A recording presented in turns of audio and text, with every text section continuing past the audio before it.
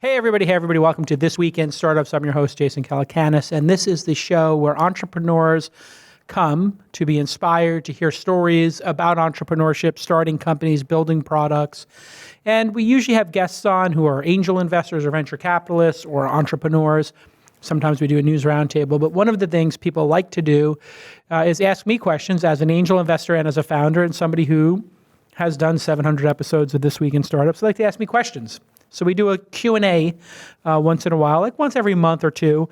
And I've got 22 questions here. We're going to answer some of those. And then we're getting a bunch of questions in live from Facebook Live and YouTube and Twitter and our Mighty Bell community.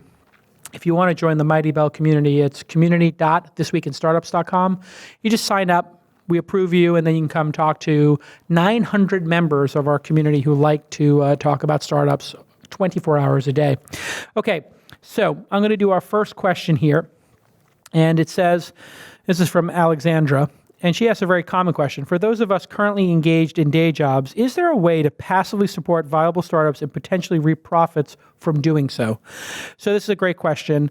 You're working, you're full-time, you've got kids, you've got a family, you've got rent, whatever it is. You're not able to participate in the startup ecosystem yet, but you're interested in it.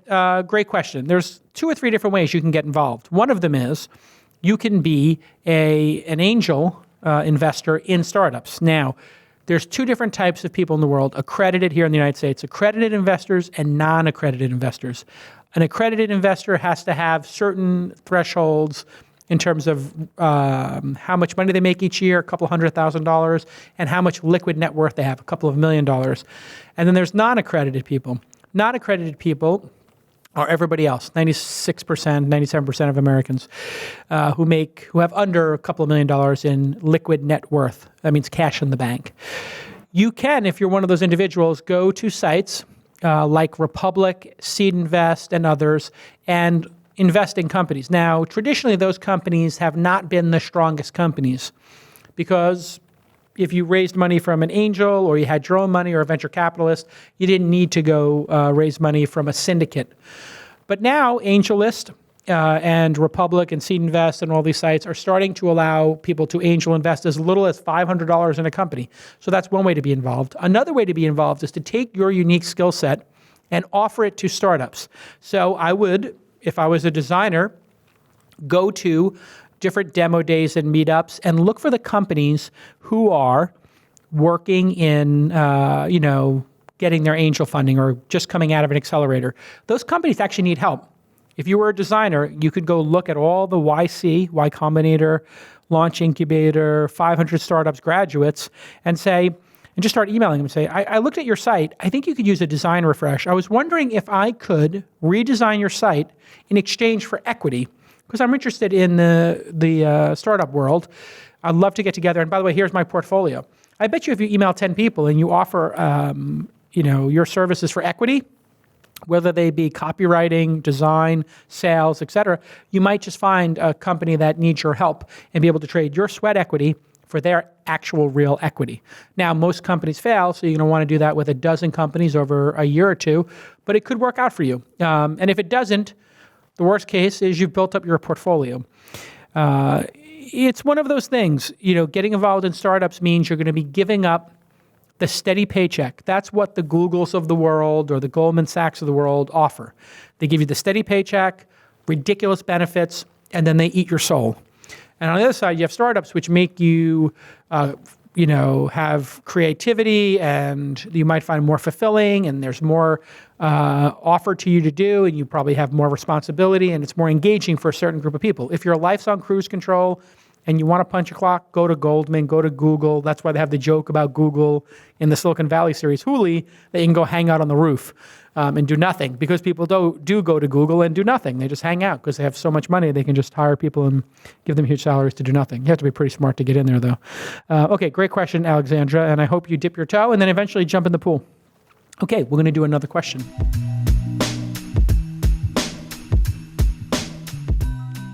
Hey everybody, you know how much I love Wistia. You know how much I love having control of my videos and how they're presented and the ability to grow our mailing list at This Week in Startups. So when you go to thisweekinstartups.com, you're going to see we use a product called Wistia, Wistia. TIA, Wistia.com. Go to Wistia.com/twist and you'll get a free account and you'll start hosting videos in minutes. Now, why is this so important? It's so important because you need to control in a business setting or in your podcast setting, you want to control the experience when people watch your video. You don't want wacky annotations, all kinds of ads layered onto it, cruft, garbage. And you certainly don't want your competitors' videos coming up and suggestions all around it. You want to control your experience and have a beautiful, clean experience that allows you to do high-end marketing techniques like put videos behind a paywall or a password, and to get people to sign up with an email and give them that prompt, hey, want to get the next episode, come to the Launch Festival free, put your email in. Hey, want to get a white paper? They have over 330,000 using Wistia now. When they started on This Week in Startups, just like 2 or 3 years ago, they only had 50,000. So this company is growing amazingly. I mean, I wish I could be an investor in it. They are crushing it. And you get great analytics, trends, viewer streams. You can really see like, oh, people are rewinding the video and watching this section twice. I always find that fascinating. And as I said, it's super easy to use. You have tons of support. And one of the things they do great, and listen, you can go look at this for free. On their blog, they explain how to use microphones, how to use cameras, how to edit, how to make great content.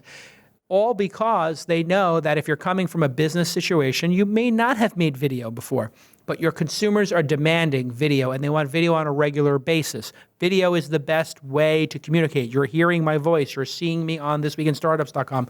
You want to watch videos when you come look at a product, service, or any website. You look for the video first, and Wistia is going to help you make and serve those great videos. They integrate with all the major email and marketing automation tools. Clients include MailChimp, Moz, HubSpot, Zendesk, Herman Miller, Sam Adams, and of course, This Week in Startups and Launch. We love it, and get their guides to build using the right microphones and lighting and setup and all that kind of stuff. It's really great hacks. Wistia.com/twist. I love this product. Go use it. Okay, let's get back to the program. 330,000 user accounts, and I have no equity in this company. I'm just dying inside.